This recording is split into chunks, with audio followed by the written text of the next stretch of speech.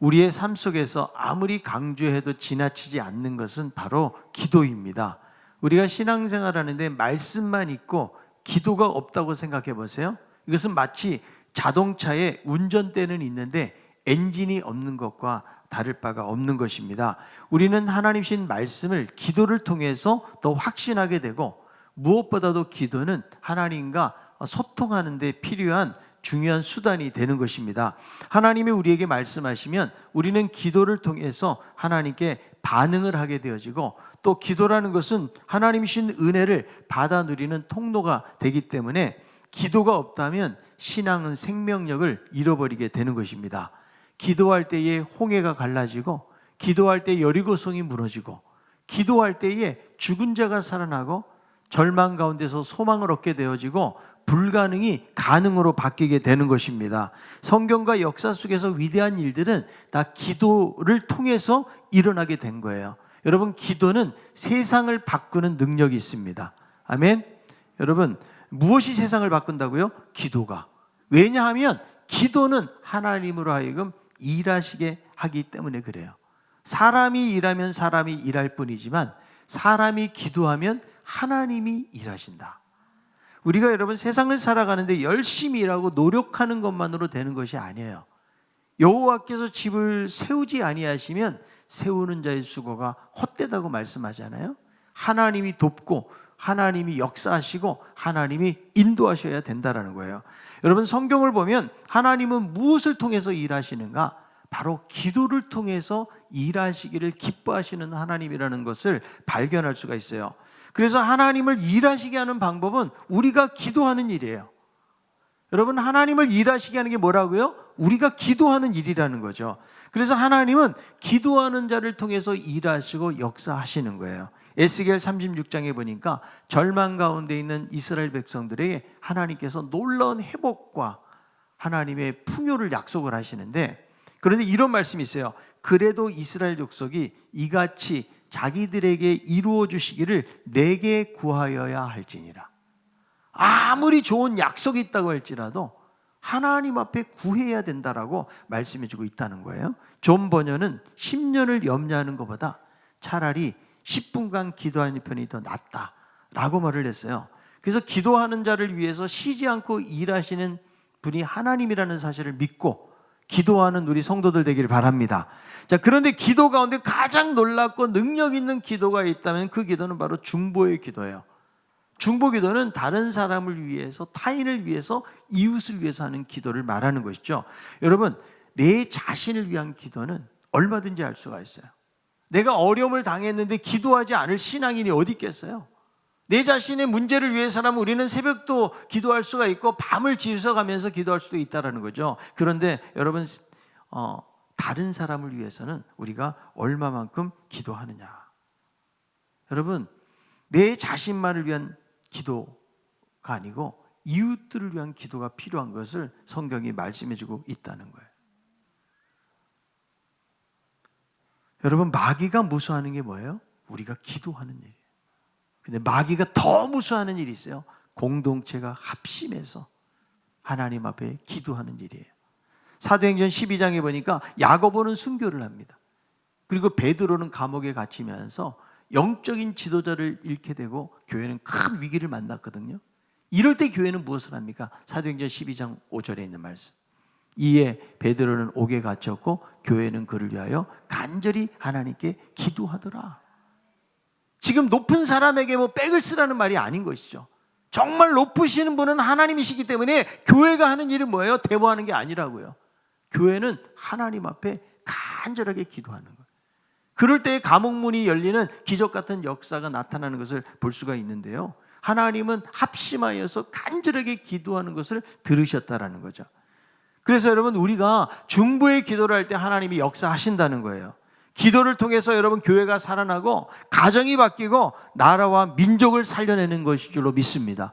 오늘 본문에도 보니까 솔로몬이 성전 건축을 하고 봉헌을 하고 기도를 마치자 어떤 일이 일어납니까?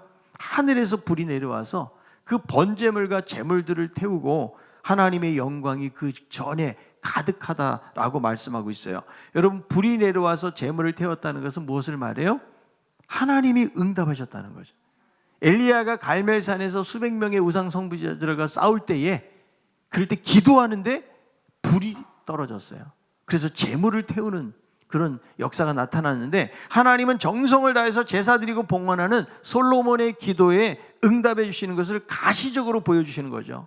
그리고 그 밤에 하나님이 솔로몬에게 나타나셔서 다시 한번 다윗에게 주셨던 언약을 재확인시키시고 응답해 주실 것을 약속하고 있습니다. 저는 오늘 이 본문을 통해서 우리가 어떻게 기도할 때에 하나님의 기도의 역사가 나타나는지를 생각해 보기를 원합니다.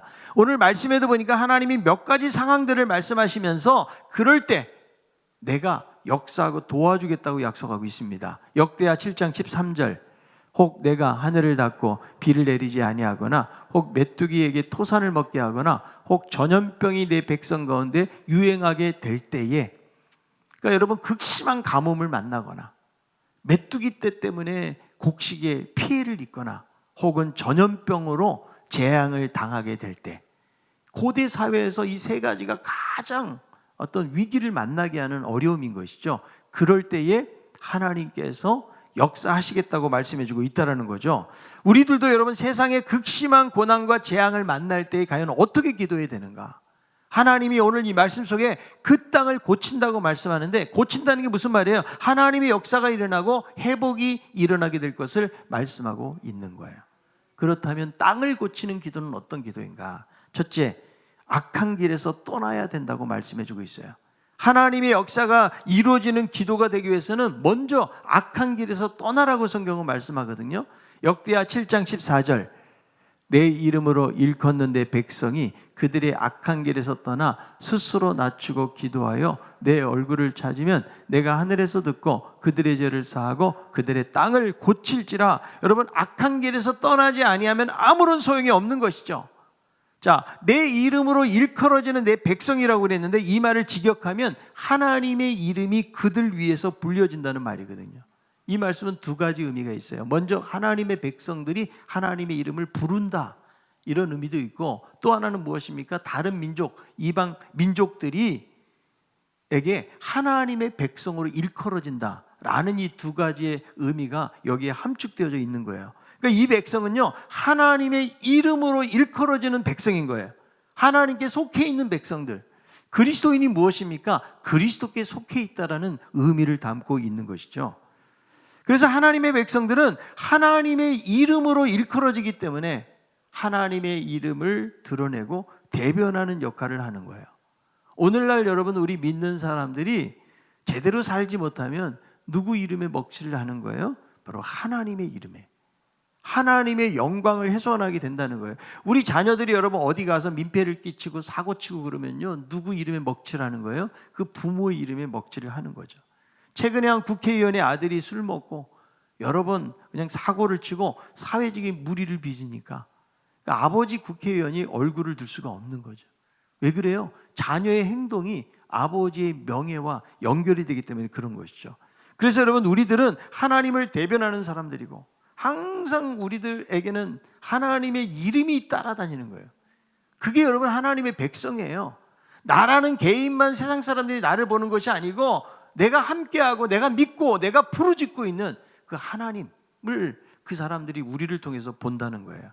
마태복음 5장 16절, 이같이 너희 빛이 사람 앞에 비치게 하여 그들로 너희 착한 행실을 보고 하늘에 계신 너희 아버지께 영광을 돌리게 하라. 그러니까 하나님께 영광 돌리는 방법은 뭐예요? 착한 행실이에요. 근데 악한 행실을 가지고 있으면 하나님의 영광에 먹칠을 하게 되는 것이죠. 자, 우리 옆에 있는 분에게, 좀 멀리 떨어져 있긴 하지만, 당신이 바로 하나님의 얼굴입니다. 그래서 여러분, 하나님의 이름으로 일컬어지는 백성들은 무엇보다도 성경에 보니까 악한 길에서 떠나야 된다는 거예요. 이 악한 길은 세상의 방식이고요, 하나님이 기뻐하시지 않는 길이에요. 그런데 하나님의 이름으로 일컬어지는 백성들이 말씀을 버리고 악한 길에 서 있잖아요. 아무리 기도해도 하나님께서 듣지 않으신다는 거예요. 우선적으로 해야 될 것은 뭐냐면, 기도하기 전에 악한 길에서 떠나라고 성경은 말씀해 주고 있는 거예요. 이사야 1장 4절이에요. 슬프다 범죄한 나라여, 허물진 백성이요, 행악의 종자여, 행위가 부패한 자식이로다. 그들이 여호와를 버리며 이스라엘의 거룩하신 일을 만홀히 여겨 멀리하고 물러갔도다. 누구를 향해서? 하나님께서 이사야를 통해서 말씀하시는데 이스라엘 백성들이 그렇다는 거예요. 너희들을 재물 갖고 오는데 헛된 재물이다. 아무리 안식일을 지키고 성회를 지킨다고 할지라도 너희들이 악한 길 가운데 서 있다 그러면 나는 더 이상 견디지를 못한다. 하나님께서 이렇게 말씀하고 있다라는 거죠. 그래서 여러분, 이럴 때 하나님의 마음이 얼마나 안타까울까요? 내 백성이, 내 자식이, 여러분, 우리가 부모가 우리 자식이 그런 삶의 자리에 있다고 그러면 얼마나 가슴이 아플까요? 하나님의 마음도 역시 마찬가지라는 거죠. 그래서 시대마다 도덕적으로 영적으로 하나님을 떠난 일들이 얼마나 많은지 몰라요.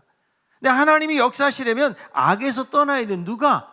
세상 사람들이 아니고 하나님이 택하신 백성들이, 하나님의 이름으로 일컬어지는 백성들은 하나님의 영광을 위해서 살아야 된다고 말씀해주고 있다는 거예요.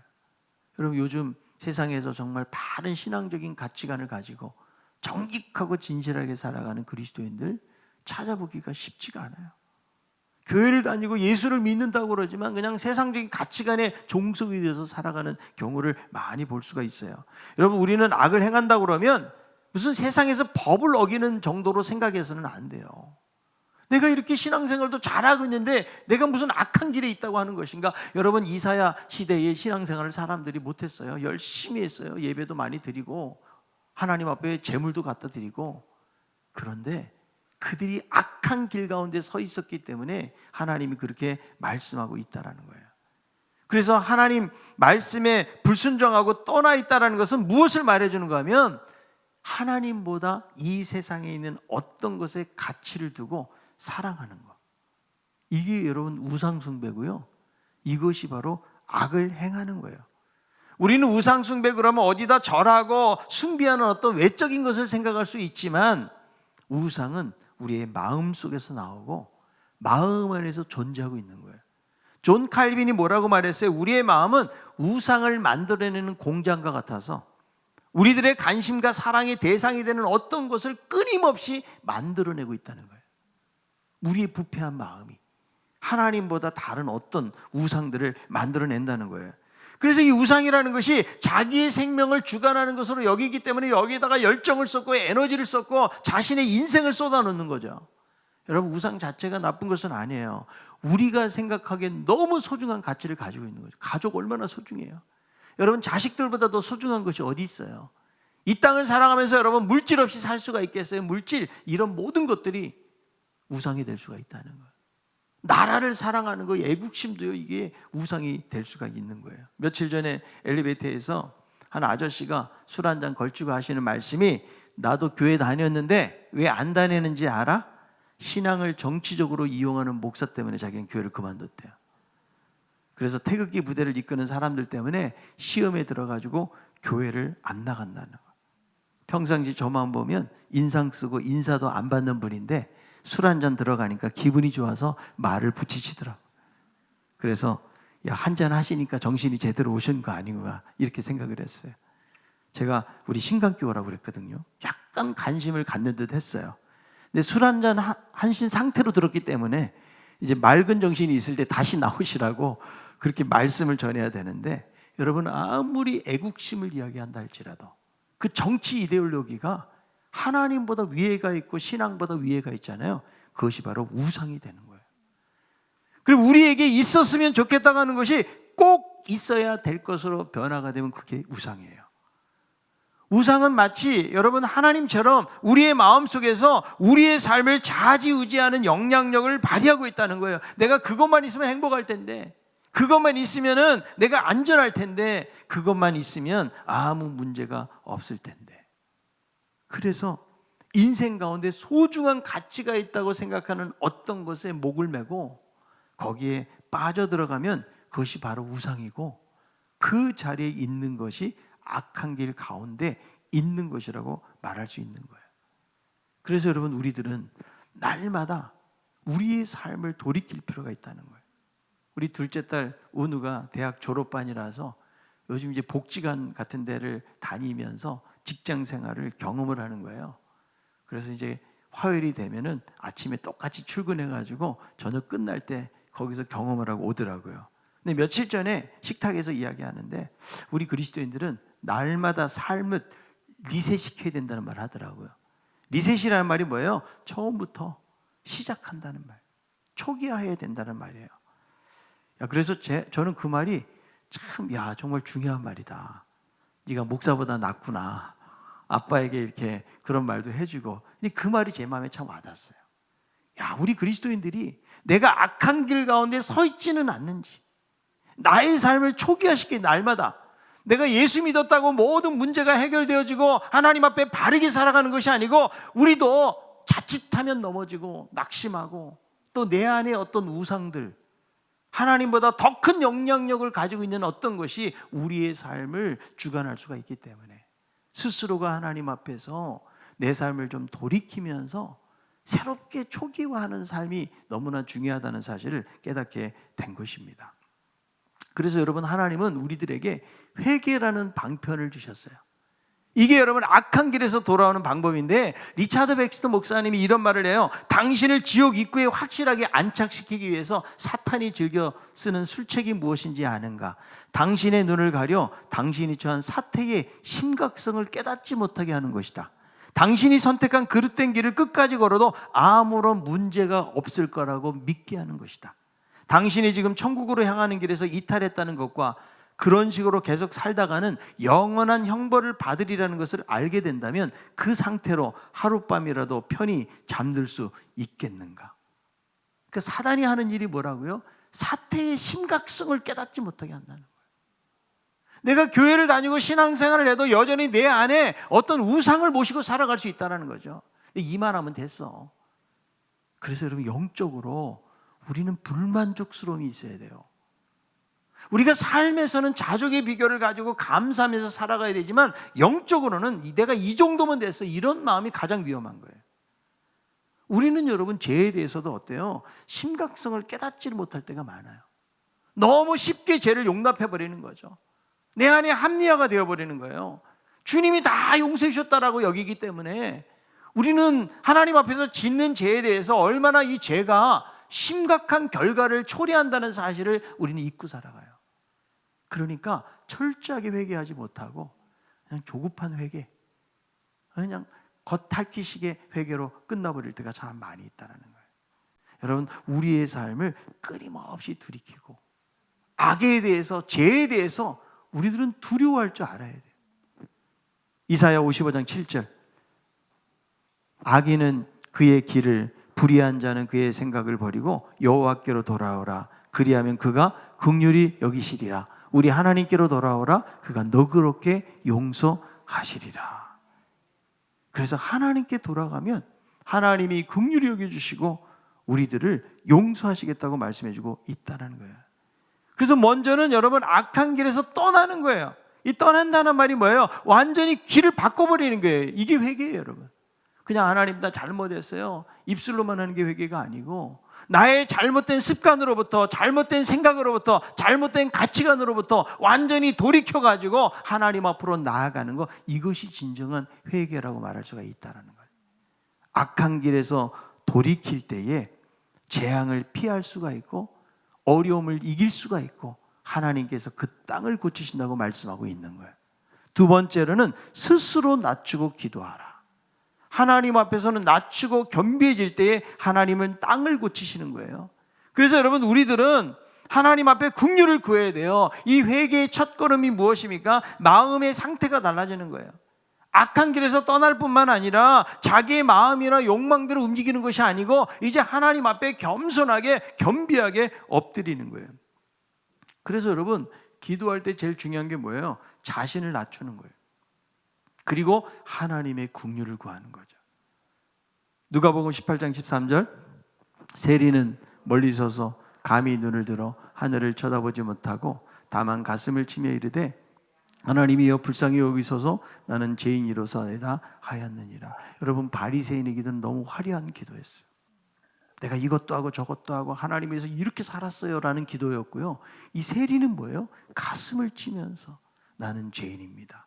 이 당시 여러분, 세리는 죄인 중에 죄인이죠. 자신의 죄를 그냥 진솔하게 진심으로 하나님 앞에 고백했는데 하나님이 받으시는 기도가 뭐라고요? 세리의 기도를 받으셨다. 왜? 자기 자신을 낮추고 하나님의 긍휼을 구하는 기도를 했기 때문에 그래요. 그래서 여러분, 우리의 태도는요, 늘 하나님 앞에 나아갈 때에 겸손하게 우리가 엎드려야 돼요. 근데 보통 여러분, 우리들의 기도는 언제 우리가 하나님께 기도해요? 잘 안 될 때 기도해요. 문제는 뭐냐면 우리의 삶의 문제가 해결되고 잘 될 때는 우리가 교만해져 가지고 하나님이 행하시는 일들을 우리가 자주 망각하게 된다는 거예요. 신명기 8장에 이런 말씀이 있죠.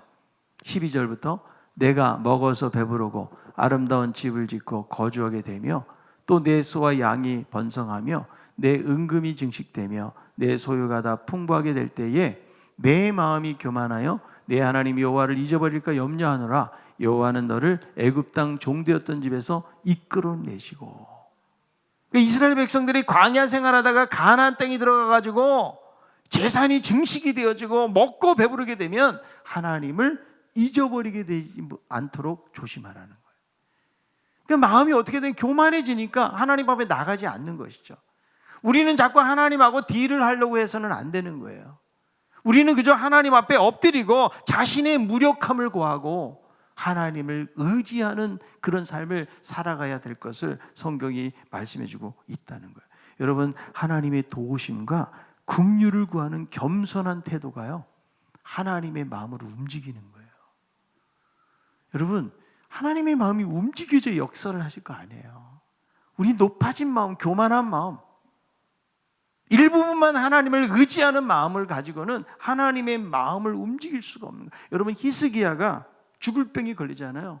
하나님을 바라보고 그는 눈물로 하나님 앞에 나아갑니다. 여기서 그는요, 단순히 병을 고쳐달라는 그런 기도가 아니고 심히 통곡하면서 하나님의 은혜와 긍휼을 구하는 거죠. 여러분, 겸비한 태도가 뭐예요? 하나님 아니면 안 됩니다. 하나님 아니면 저는 살 수가 없습니다. 오직 하나님이 필요합니다. 하나님만 원합니다. 여러분, 이런 자세를 가지고 하나님 앞에 나아가는 것이 너무나 중요하다는 거예요. 여러분, 이 사회를 보면서 우리들은 어떤 생각을 가지고 살아갑니까? 여러분, 정치를 보세요. 날마다 신문과 TV를 장식하는 그 게이트들, 정치인들의 비리들이 막 드러나요. 근데 어느 누구도 책임지고 양심 있게 고백하는 사람들 찾아보기가 너무나 어려워요. 여러분, 정치 소망이 있나요? 여러분, 경기에 소망이 있습니까? 코로나로 인해서 자영업자들, 소상공인들 많은 고충과 어려움들이 많이 있어요.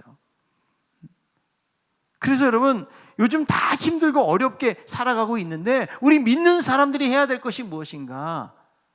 이 세상의 소망을 세상에서 찾는 것이 아니라는 거예요. 오직 하나님께 소망이 있기 때문에 우리 믿는 사람들이 해야 될 것은 뭐예요? 하나님 앞에 나아가서 기도하는 거예요. 아멘. 요엘서 2장 12절 13절이에요. 여호와의 말씀에 너희는 이제라도 금식하고 울며 애통하고 마음을 다하여 내게로 돌아오라 하셨나니 너희는 옷을 찢지 말고 마음을 찢고 너희 하나님 여호와께로 돌아올지어다. 그는 은혜로우시며 자비로우시며 노하기를 더디하시며 인애가 크시사 뜻을 돌이켜 재앙을 내리지 아니하시나니. 여러분, 사회의 부정적인 원인들이 위정자들에게만 있는 것이 아니에요. 우리는 이미 경험하고 살아가요. 세상에 뭐 지도자 한 사람이 바뀌었다고 해서 사회가 그렇게 달라지는가? 우리가 여러분 기대했던 다 대통령들, 지도자들을 보면 여러분 마지막이 너무 비참하지 않아요? 여러분이 한국처럼 이렇게 대통령 하자마자 가족이나 본인이 감옥에 가는 그런 나라가 어디 있어요? 이 무엇을 말해요? 정치에 소망이 없는 거예요. 우리의 진정한 소망은 바로 하나님께 있기 때문에 우리가 겸비한 자세로 하나님을 구하면서 나아가게 될 때에 하나님이 그 땅을 고치신다라고 말씀해주고 있는 거예요. 하나님께 소망을 두고 겸손하게 나아갈 수 있는 우리 모두가 다 되길 바랍니다. 그리고 세 번째로 하나님의 얼굴을 구하는 기도예요. 내 이름으로 일컬어지는 내 백성이 악에서 떠나고 스스로 겸비하여져서 무엇을 구한다고 그래요? 하나님의 얼굴을 구한다. 여러분, 구약의 하나님의 얼굴이라는 말은 어떤 표현인가 하면 하나님의 은혜를 구한다는 말이거든요. 악에서 떠나서 하나님의 은혜를 구할 때 하나님이 땅을 고치신다.